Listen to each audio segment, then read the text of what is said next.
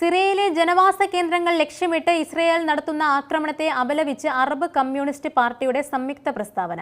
അധിനിവേശ ഗോലാൻ കുന്നുകൾക്ക് സമീപമുള്ള ഇസ്രയേൽ സൈനികരുടെ നുഴഞ്ഞുകയറ്റവും 1974 വെടിനിർത്തൽ കരാർ ലംഘനവും സിറിയൻ ജനതയുടെ സുരക്ഷയ്ക്കെതിരായ ഭീഷണികൾ വർദ്ധിപ്പിക്കുകയാണെന്നും പ്രസ്താവനയിൽ പറയുന്നു.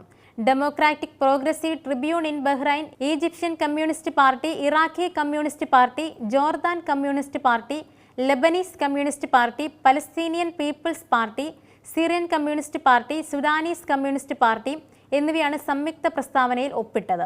ജീവിത സാമ്പത്തിക മേഖലകളിൽ അങ്ങേയറ്റം പ്രയാസകരവും സങ്കീർണവുമായ സാഹചര്യങ്ങൾ ചൂഷണം ചെയ്യുന്ന നടപടികളാണ് ഇസ്രയേലിന്റെ ഭാഗത്തു നിന്നുണ്ടാകുന്നത്.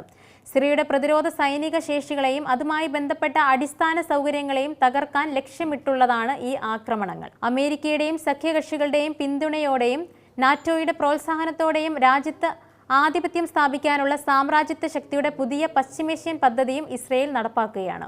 ഈ വലിയ വെല്ലുവിളികളെയും ഗുരുതരമായ അപകടങ്ങളെയും സിറിയയെ ഭീഷണിപ്പെടുത്തുന്ന സൈനിസ്റ്റ് വിപുലീകരണ പദ്ധതികളെയും അഭിമുഖീകരിക്കുന്നതിന് ദേശീയ ജനാധിപത്യ ശക്തികളുടെ ഐക്യം ആവശ്യമാണ്. സൈനിസ്റ്റ് അധിനിവേശത്തെ ചെറുക്കാനുള്ള സിറിയൻ ജനതയുടെ അവകാശത്തിന് ഐക്യദാർഢ്യം പ്രഖ്യാപിക്കാൻ കമ്മ്യൂണിസ്റ്റ് പാർട്ടികളോടും ഇടതുപക്ഷ ശക്തികളോടും ആഹ്വാനം ചെയ്യുന്നു. സ്വാതന്ത്ര്യം, സാമൂഹിക നീതി, രാജ്യത്തിന്റെ പുനർനിർമ്മാണം, സാമ്പത്തിക വികസനം എന്നിവ നേടിയെടുക്കുന്ന പൗരത്വ തത്വത്തെ അടിസ്ഥാനമാക്കിയുള്ള ബഹുസ്വര ജനാധിപത്യ സിവിൽ ഭരണകൂടത്തിന്റെ അടിത്തറ സ്ഥാപിക്കുന്നതിനുള്ള പോരാട്ടത്തിൽ സിറിയൻ ജനതയ്ക്കുള്ള പിന്തുണ വീണ്ടും ഉറപ്പിക്കുകയാണെന്നും പ്രസ്താവനയിൽ വ്യക്തമാക്കി. 1974 വെടിനിർത്തൽ കരാർ നടപ്പാക്കാനും സിറിയയ്ക്കെതിരായ ആക്രമണം അവസാനിപ്പിക്കാനും ഇസ്രയേലിനെതിരെ ഐക്യരാഷ്ട്രസഭ സമ്മർദ്ദം ശക്തമാക്കണമെന്നും പ്രസ്താവന ആവശ്യപ്പെടുന്നു.